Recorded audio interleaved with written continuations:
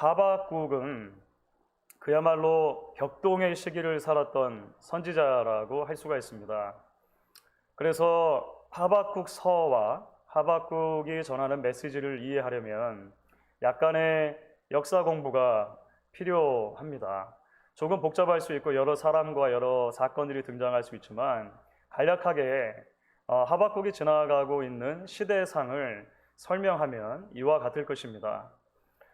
기원전 722년에 북왕국 이스라엘이 아수르라고 하는 거대한 나라에 의해서 멸망을 당하죠. 그래서 본래 남왕국과 북왕국으로 이루어졌던 이스라엘이 이제 남왕국만 남게 된 것입니다. 얼마 지나지 않아서 그 거대한 강국이었던 아수르가 힘이 약해지게 되고 이제 오래전에 고대 바벨론 제국의 후예들이 그 아수르 지역에 남아 있었는데 예전의 그 영광을 다시 차지하기 위해서 이제 이 아수르와 전면전을 벌이는 그런 상황이 벌어지게 됩니다. 무슨 말이냐면 이스라엘을 주변으로 해가지고 그 주변의 여러 나라들이 서로 힘겨루기를 하게 되는 힘의 각축장이 되어 버렸다는 것이죠. 이스라엘의 입장에서 보면 남쪽으로는 애굽이라고 하는 이집트라고 하는 거대한 강국이 있고 북쪽으로는 아수르와 바벨론이 이제 서로 엎치락뒤치락하는 그런 일이 있게 된 것입니다. 그 사이에 이제 유다 왕국이 끼게 된 것이죠. 당시에 애굽을 다스리던 파라오는 이름이 느고라는 사람이었습니다. 성경에 나오는 사람입니다. 느고라고 하는 바로가 곰곰이 생각해 보니까 바벨론과 아수르가 지금 위에서 막 엎치락뒤치락 하고 있는데 바벨론이 만약에 더 강성해지면 문제가 생길 것 같은 생각이 드는 거예요. 왜냐하면 그 바벨론이 아수르를 정복하고 나면 반드시 남쪽으로 쳐내려와서 애굽을 위협할 것이라고 생각했기 때문입니다. 그래서 이 애굽의 바로인 느고는 바벨론보다 아수르 편을 들어주는 게 좋겠다라고 생각한 거예요. 그래서 아수르와 바벨론이 이제 전쟁을 하고 있을 때 이 느고가 아수르 편을 들어서 이 전쟁에 가담하려고 이제 북쪽으로 진군해 올라가는 상황이 벌어지게 됩니다. 북쪽으로 진군하다 보면 유다를 지나야겠죠. 당시에 유다 왕이 누구였냐면 요시야라고 하는 왕입니다. 요시야는 어디선가 많이 들어보셨죠? 그렇습니다. 정직하고 종교개혁을 단행했던 유다 말기에 아주 훌륭한 왕 중에 하나로 기억되는 왕입니다. 요시야가 곰곰이 생각을 해보니까 큰일 난 거예요. 왜냐하면 요시야 입장에서 보면 가장 큰 위협은 사실 아수르입니다. 왜냐하면 형제 국가였던 북왕국 이스라엘이 이 아수르에 의해서 멸망했기 때문에 그런 것이죠. 만약에 느고가 올라가서 아수르를 도와준다면 문제가 생기게 될 거라고 판단을 하게 되는 것입니다. 그래서 성경에도 이 사건이 기록되어 있는데 요시야라고 하는 임금이 바로 느고가 이제 북쪽으로 진군을 할 때 그 중간을 막아섭니다. 그 막아선 장소가 무깃도라고 하는 장소이죠. 그 무깃도에서 막아서서 바로와 대항을 벌이다가 안타깝게도 이 요시야 왕은 거기서 전사를 하게 돼요. 참 안타깝죠. 그리고 이제 애굽의 바로였던 느고는 북쪽으로 올라갑니다. 그런데 북쪽으로 올라갔다가 바벨론에게 1차적으로 패하고 돌아와요. 돌아오는 길에 보니까 요시야 왕이 죽고 나서 유다는 왕을 다른 사람을 세운 것입니다. 여호아하스라고 하는 왕이 세워졌어요. 느고가 보니까 마음에 안 듭니다. 그래서 내려오는 길에 가뜩이나 지금 별로 기분이 안 좋은 상황이니까 유다 왕국에 세워져 있던 왕을 패하고 자기 입맛에 맞는 왕을 세워요. 참 놀랍죠. 그 왕이 여호야킴이라고 하는 왕입니다. 성경에 좀 혼동스러운 이름 중에 하나인데요. 여호야킴이라고 하는 왕을 세우고 나서 조공을 받습니다. 그러니까 유다 왕국은 지금 애굽의 식민지 노릇을 하게 된 것입니다. 얼마 지나지 않아서 북쪽에서 큰 이변이 일어나요. 바벨론이 아수르를 이겨버린 것입니다. 그래서 고대 근동에 이제 북쪽을 다스리는 아주 큰 강자로 떠오르게 되는 것이죠. 그래서 다시 유다를 주변으로 해가지고 이제는 두 거대 강국만이 남게 된 것이죠. 애굽과 바벨론이 남게 된 것입니다. 결국 언젠가는 한번 맞붙을 수밖에 없는 그런 이제 일촉즉발의 상황이 벌어지게 되었고, 결국 기원전 605년입니다. 고대 근동의 역사에 있어서 분수령이 되었다라고 후대 사가들이 기록을 하는 이제 갈그미스 전투라고 하는 큰 전쟁이 벌어집니다. 이것은 이집트와 바벨론이 지금으로 하면 시리아 땅인데요. 그 시리아 땅의 옛 도시 중에 하나가 갈그미스라고 하는 도시인데 성경에도 나오는 곳입니다. 그 갈그미스라고 하는 도시에서 맞붙은 것입니다. 아주 큰 전쟁이 벌어졌습니다. 이 전쟁에서 누가 이겼을까요? 이 전쟁에서 바벨론이 이깁니다. 바벨론이 이기면서 이제 팔레스틴 전체 지역까지 바벨론의 통치가 미치게 되고 애굽은 아프리카 북단에만 이제 딱 머물게 되는 상황이 벌어진 거예요. 다시 말하면 애굽의 조공을 바치면서 이쁨을 보이려고 하고 있던 유다는 바벨론의 눈밖에 나게 된 게 있죠. 자연스럽게. 그래서 그 뒤에 여호야긴, 시드기야 이런 왕들이 세워지게 됐을 때 바벨론이 몇 차례 침공을 감행합니다. 조공을 받기도 하고 여러 일들이 있다가 결국에는 이제 이 유다 왕국이 바벨론에 의해서 멸망하게 되는 것이 성경이 말하는 역사입니다. 지금 아주 간단하게 사실은 당시의 역사를 말씀드렸는데요. 이것이 열왕기 하의 후반부, 역대 하의 후반부에 기록된 여러 사건들과 당시의 기록이 남겨져 있는 다른 자료들을 종합해 볼 때 우리가 정리해 볼 수 있는 유다를 둘러싼 그런 근동의 역사였다라고 하는 것입니다. 말씀드린 것처럼 바로 이것이 선지자 하박국이 활동했던 시기와 겹친다라고 하는 거예요. 그러니까 이런 마치 자신의 왕국이 고래 싸움에 새우등 터지는 것 같은 주변의 어마어마한 강대국들 사이에서 서로 눈치를 보면서 어려운 시기를 살아가는 그야말로 국가의 운명이 풍전등화에 놓인 것 같은 상황을 살아가는 거예요. 게다가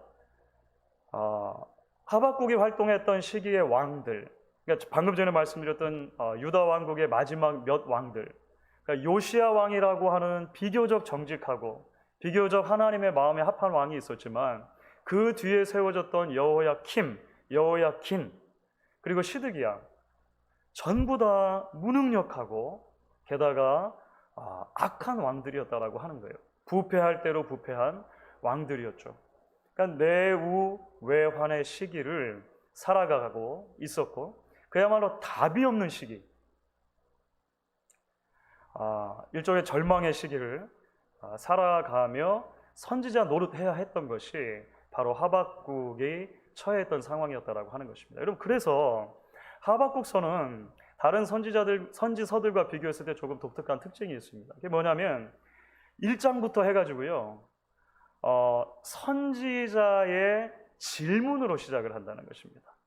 선지자의 의문으로 시작을 한다는 거예요. 다시 말하면 하박국 선지자는 그가 살고 있는 시대를 향해서 백성들에게 전할 하나님의 말씀 이전에 자기 안에 아직 해결되지 않은 신앙의 질문들이 훨씬 많았던 선지자라고 하는 것입니다. 그 질문들을 그래서 하나님 앞에 던져놓고 있는 것이죠. 오늘 함께 읽은 말씀이 1장에서 10절을 읽었습니다. 1절부터 4절까지 읽고 12절부터 17절까지 읽었죠. 이 10절의 말씀 가운데 사실은 6절이 의문문을 다 포함하고 있습니다. 전부 다 질문입니다. 그러니까 3분의 2가 하나님께 던지는 질문들인 것이죠. 이 나라가 이 모양 이 꼴인데 어째서 하나님은 가만히 계시기만 합니까? 사실 이런 질문인 것이죠. 제가 민족과 나라를 위해서 이토록 기도하는데 언제 하나님은 우리나라를 구원해 주실 것입니까? 거짓을 방관하는 것 같고 악인이 의인을 괴롭히는데도 가만히 내버려 두시기만 하는 것처럼 보이는 하나님이 내가 평소에 그렇게 섬기던 거룩한 하나님이 맞습니까? 이처럼 흉흉한 일들이 계속해서 일어나는 게 옳은 일입니까? 하나님 앞에 무슨 옳은 일입니까? 이런 질문들이 우리가 지금 함께 읽은 말씀 가운데 거의 3분의 1을 차지하는 그런 의문들이었다라고 하는 것입니다. 사랑하는 여러분, 물론 하박국이 살았던 시대와 우리가 살고 있는 시대는 다르지만 우리도 인생을 살다 보면 하나님이 하시는 일들에 대해서 깊은 의문을 품게 되는 그런 때가 찾아오곤 합니다. 이것은 신앙에 대한 회의나 의심과는 조금 결이 다릅니다. 아마 여러분들 무슨 말씀인지 이해가 되실 거예요.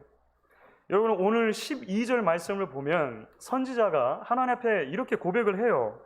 여호와 나의 하나님, 나의 거룩하신 이시여, 주께서는 만세전부터 계시지 아니하시니까 우리가 사망에 이르지 아니하리이다. 다시 말하면 하박국 선지자는 하나님이 계시다는 사실은 변함없이 믿고 있는 거예요. 그건 흔들리지 않은 믿음인 것입니다. 그 하나님이 나의 하나님이라는 사실도 변하지 않아요. 그 하나님의 성실하심 때문에 내가 생명을 유지하고 있다는 것도 사실은 믿고 있는 사실입니다. 그런데 문제는 뭐냐면 그러한 기본적인 믿음에도 불구하고 지금 나와 내 주변에서 일어나고 있는 일들을 이해하지 못한다는 거예요. 그럴 수 있겠죠. 좀 더 구체적으로 말하면 지금 내가 지나고 있는 삶의 구간에서 하나님이 도대체 뭘 하고 계시는가에 대해서는 큰 의문 부호가 생기는 거예요. Big question mark. 이것은 불신하고는 좀 다른 것입니다. 의문이죠, 의문. 하나님을 향해 질문들이 생기는 순간이라고 하는 것입니다. 여러분, 우리도 그렇죠. 하나님이 계시는 건 알겠습니다. 하나님의 성실하심, 신실하심 때문에 내가 오늘 아침에도 눈을 떠 하나님 앞에 예배하러 나왔다는 것은 알겠어요. 그런 믿음조차 없어진 건 아닙니다. 그런데 여전히 삶과 관련해서 풀리지 않는 신앙의 많은 문제들이 우리 안에 있을 수 있다는 것입니다. 하박국 선지자처럼 때로 그것은 하나님의 다스림과 관계된 질문일 수 있죠. 하나님, 여전히 하나님이 이 세상의 주인이 맞습니까? 하나님이 계시는 건 알겠습니다. 그런데 여전히 하나님이 이 세상의 주인이 맞습니까? 라고 한 질문이 우리 안에 들 수 있는 거예요.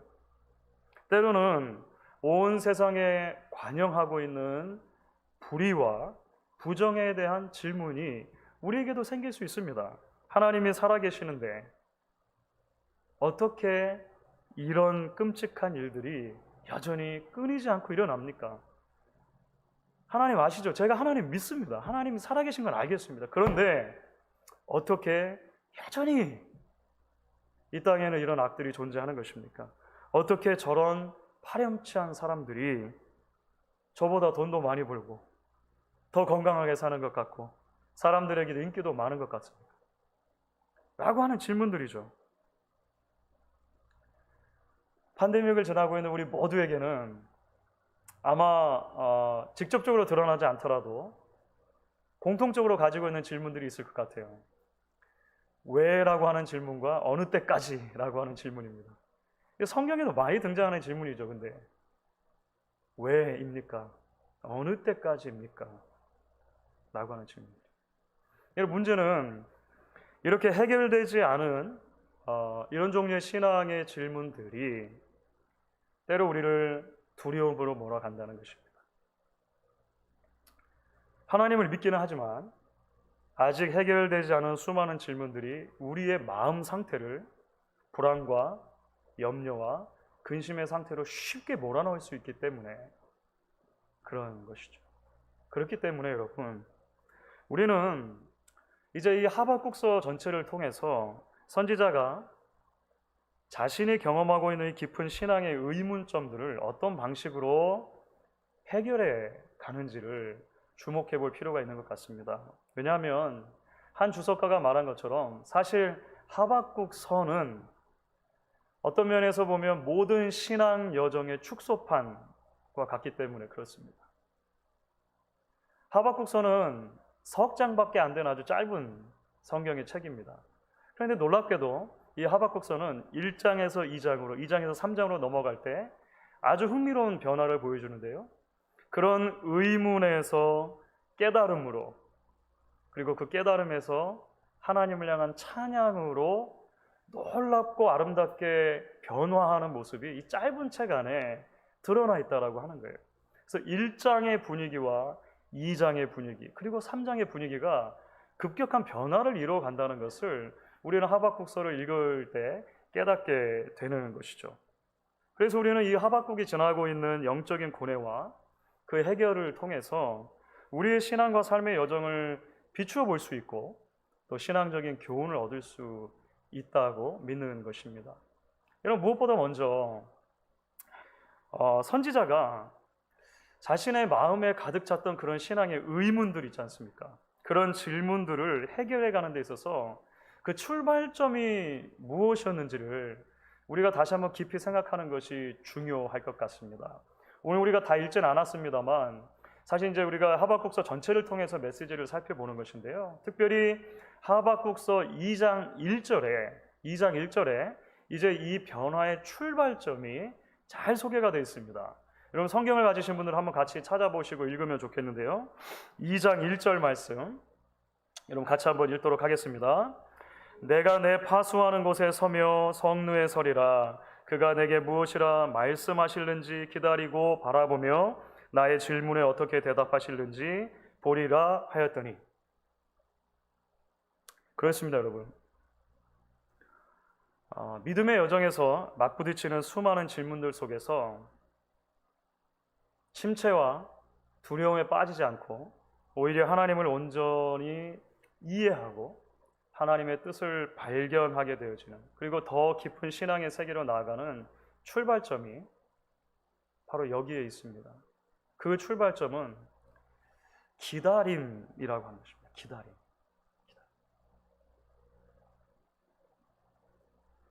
언젠가 말씀드린 것처럼 이런 종류의 기다림은 수동적인 신앙의 행위가 아니라 대단히 능동적이고 적극적인 신앙의 행위라고 우리가 정의할 수 있을 것입니다. 마치 데이트 장소에 먼저 나아가서 미리 이제 올 사랑할 사람을 기다리고 있는 사람의 마음처럼, 대학을 간 자녀가 처음 이제 공휴일이 돼서 집을 방문한다고 했을 때 버스 정류장에 나가서 기다릴 때의 그런 기다림, 그런 기다림들은 단순한 수동적인 기다림이 아니죠. 기다리는 순간 이미 황지우 신이 말한 것처럼 나도 너에게로 가고 있는 그런 기다림이죠. 능동적인 기다림이죠. 여러분, 특별히 하박국 선지자가 2장을 열면서 기다림이라고 하는 주제를 말할 때 이 기다림을 좀 더 구체적으로 말하면 하나님의 답변에 대한 기다림이라고 할 수가 있습니다. 하나님의 대답에 대한 기다림이에요. 여러분들, 이 점이 왜 중요할까요? 1장에서도 사실은 선지자는 질문을 던졌고 하나님께서 답을 하신 적이 있기 때문에 그렇습니다. 1차적인 질문이 뭐였냐면 1절부터 4절까지의 하나님, 도대체 왜 우리나라의 꼴이 이 모양입니까? 라고 하는 질문이었거든요. 왜 지금 내가 살고 있는 시대에 아무런 변화가 일어나지 않습니까? 라고 심각하게 사실 질문을 던졌었거든요. 그때 사실은 1장 5절부터 그 이하를 보시면 하나님이 1차적으로 답변을 해주시는 대목이 나와요. 그런데 하나님의 답변이 조금 동문서답 같긴 합니다. 하나님 뭐라고 말씀하시냐면, 그래서 너희 나라가 너무 부패했으니까 내가 그것을 심판하기 위해서 갈대아 사람들, 즉 바벨론 사람들을 예비해 놓았다. 무시무시한 사람들을 그래서 예비해 놓은 것이다, 이렇게 말씀하셨거든요. 하박국 선지자가 기대했던 답이 아닌 거예요. 문제는 하박국 선지자가 듣고 싶었던 답이 아닌 것입니다. 그래서 우리가 읽었던 두 번째 질문으로 하박국 선지자는 곧바로 넘어갔던 거예요. 하나님, 이게 진짜 옳은 일입니까? 하나님이 택한 당신의 백성들을 하나님께서 그 문제를 해결해 주는 방식으로 저 하나님을 모르는 이방인들, 저 무지막지한 사람들을 사용하시는 게 정말 옳습니까? 하나님이 정말 거룩하다면 어떻게 그런 일이 우리에게 일어날 수 있습니까? 라고 질문을 했던 거예요. 그런데 참 놀랍죠. 무슨 이유인지 정확하게 성경이 설명하진 않습니다. 그 1장의 질문이 마친 뒤에, 사실 1장의 가장 마지막 절 17절은 하나님이 옳습니까? 이렇게 하고 딱 끝나거든요. 옳습니까? 하고 끝났는데 2장을 넘어오면서 선지자의 태도가 바뀌어 있는 것입니다. 말씀드렸듯이 그 이유를 정확하게 성경은 설명하지 않아요. 그런데 선지자의 태도가 어떤 식으로 바뀌어져 있냐면 하나님을 기다리겠다라고 말을 하는 거예요. 하나님의 답을 기다리겠다고 선지자는 하나님 앞에 말하고 있습니다. 작정을 한 것이죠. 결단을 한 것이죠. 내가 미리 답을 정해놓지 않고 하나님이 주시는 답변을 기다리겠습니다. 내가 듣고 싶은 답이 아니라 하나님의 답을 기다리기 위해 언제까지라도 내가 망로 위에 서 있겠습니다. 성문 위에서 대기하고 있겠습니다. 이렇게 참 놀랍게도 하박국이 경험하는 신앙의 부흥, 다시 말하면 신앙의 깊은 깨달음은 바로 이 작정으로부터 출발을 한다는 것입니다. 수요 예배를 드리면서 몇 번 말씀드린 적이 있는 것 같은데요. 한국에서는 신조어가 많이 만들어지죠. 뭐 말을 조합하고 줄이기도 하고 하는데요. 너무 많아가지고 요즘에는 사실은 한국의 더 젊은 세대들이 말하는 걸 잘 알아듣지 못하는 것도 그래서 꽤 많은 것 같습니다. 생긴 지는 좀 오래된 것 같은데요. 혹시 여러분 그 답정너라고 아십니까? 답정너? 아시는 분들도 계실 것 같은데 이 정확한 의미는, 답정너, 정확한 의미는 답은 정해져 있고 너는 대답만 하면 돼. 이런 뜻이라고 하는 거예요. 예를 들면 이런 것입니다. 두 명의 친구가 만났어요. 오랜만에. 그런데 한 친구가 물어보는 것입니다. 야, 우리 오랜만에 만났는데 맛있는 거 먹자. 너 뭐 먹고 싶니? 다른 친구가 한참 고민하다가 우리 짜장면 먹자. 말한 거예요. 마침 그렇지 않아도 며칠 전부터 짜장면이 먹고 싶었어. 대답을 한 거예요. 근데 그 대답을 듣고 나서 친구가 뭐라고 말하냐면 그래, 짜장면 좋지. 근데 사실은 우리 김치찌개 먹자. 내가 오기 전부터 참 맛있게 하는데 정해놨어. 이렇게 말하는 거예요. 그러면 당연히 처음에 대답을 했던 친구는 어떤 생각을 하고 말하겠습니까? 물어보지를 말지. 그렇죠. 물어보지를 말지. 애초에 다 정해놓고 나서 뭐 하려고 물어보냐라고 이야기하겠죠. 답정너라고 하면 한국에서는 그렇대요. 자신의 머릿속에 이미 답을 정해놓고 다른 사람의 의견을 잘 들으려고 하지 않는 그런 태도. 그래서 변형을 주면 답정남, 답정여 이렇게도 변형해서 말할 수 있다고 하는 걸 들었습니다. 여러분 아십니까? 신앙에도 답정너가 있어요. 그렇죠? 한국의 한 신학교에서 가르치고 있는 제 아주 친한 친구 목사님이 그런 얘기를 한 적이 있습니다. 어떤 학생은 교수에게 질문을 하는데 미리 답을 가지고 와서 질문한다는 거예요. 정말 궁금한 것이 있어가지고 교수께 답을 듣기 위해서 질문하는 게 아니라 내가 내려놓은 답이 맞는지 안 맞는지 확인하려고 질문을 하는 거예요. 그래서 교수님이 대답해 주신 답이 다르면 교수님 그건 아니죠 하고 교수를 가르치려고 한다 라고 하면서 쓴웃음을 짓는 것을 본 적이 있습니다. 우리도 많은 경우에 있어서 하나님께 신앙적인 질문들을 가질 때 우리가 미리 답을 정해놓는 경우들이 있다고 하는 거예요. 심한 경우에 우리가 작정 기도를 한 뒤에 시험 드는 이유가 거기에 있는 것이죠. 작정 기도가 하나님의 뜻을 분별하고 하나님의 마음에 나의 마음을 맞추는 그런 경건의 시간이 아니라 하나님 답은 이거고요. 어쨌든 내가 기간은 정해놨으니까 들어주세요. 그래서 우리가 그런 기도의 기간이 지난 뒤에 내가 원하는 대로 일이 풀려지지 않을 때 하나님께 삐지게 되는 것이죠. 하나님께 마음이 상하게 되는 것을 보게 됩니다. 그런데 여러분, 우리는 기억해야 하는 것입니다. 진정한 믿음의 성장과 성숙은 나의 답을 비우는 데서 출발한다는 것입니다. 나의 답을 비우는 데서.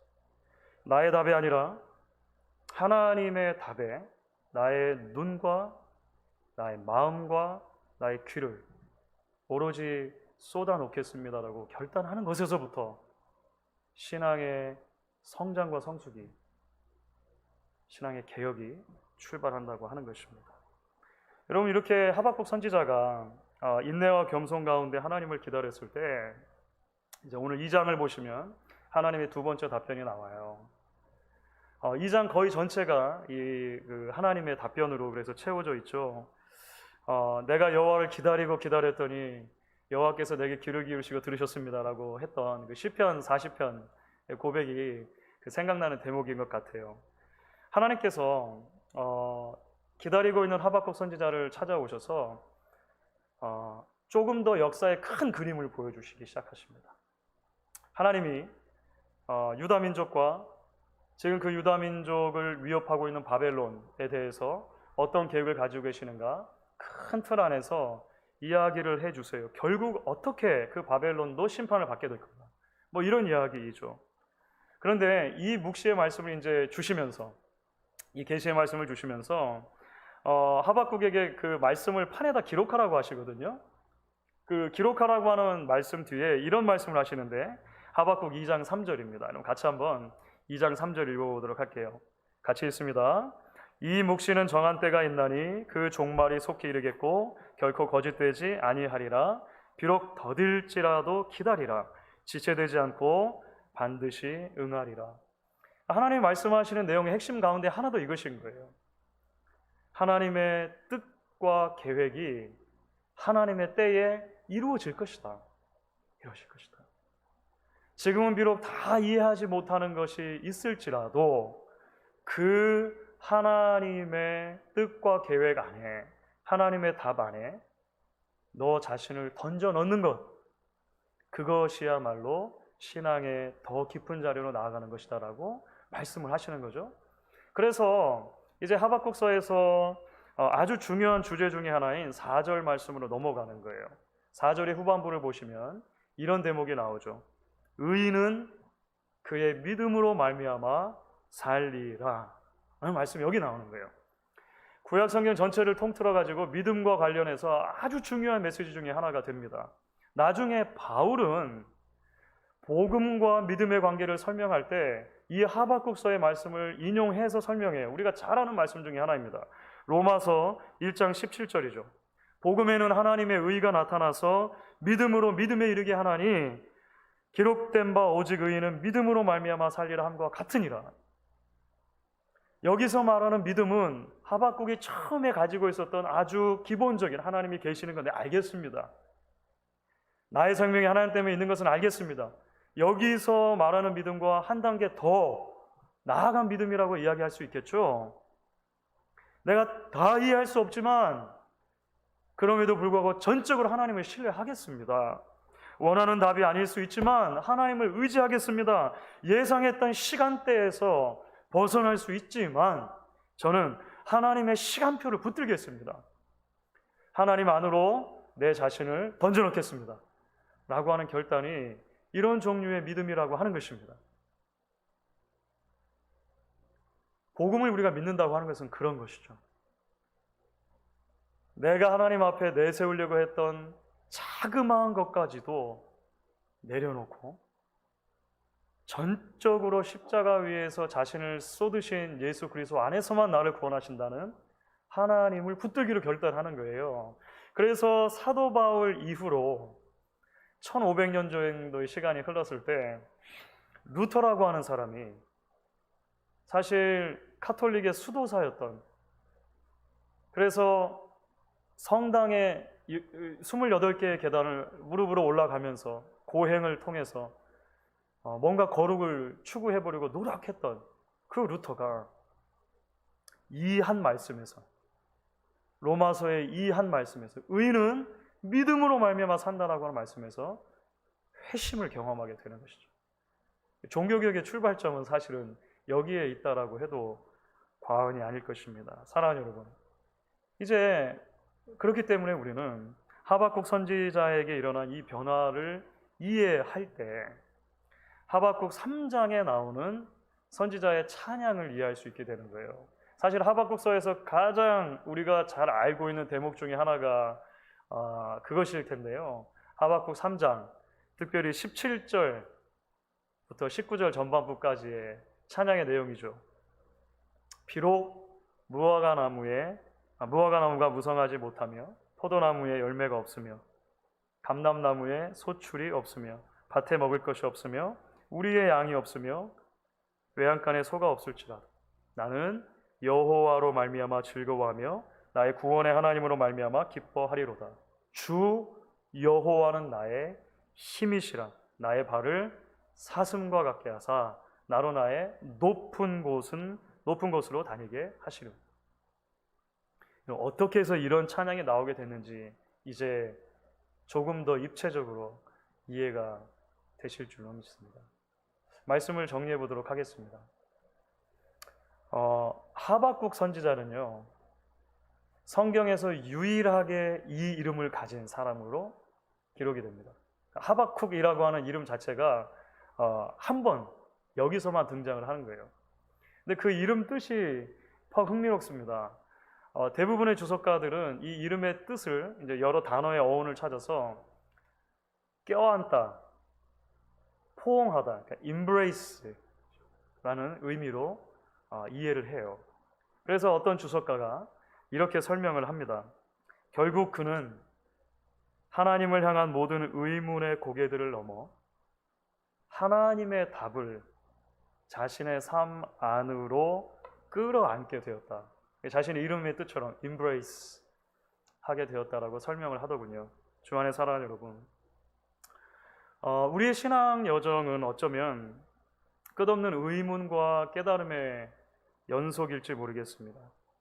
지금도 우리에게는 수많은 신앙의 질문들, 의문들이 있을 것입니다. 하지만 오늘 말씀과 같이 기다리기로 작정하는 여러분들이 되실 수 있으면 좋겠습니다.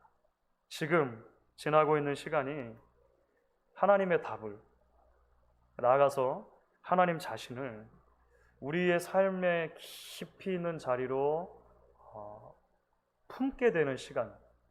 그래서 선지자와 같이 어떤 상황, 어떤 자리, 어떤 조건에서도 나의 힘이 되신 하나님만을 찬양하고 높이겠습니다. 예배하겠습니다.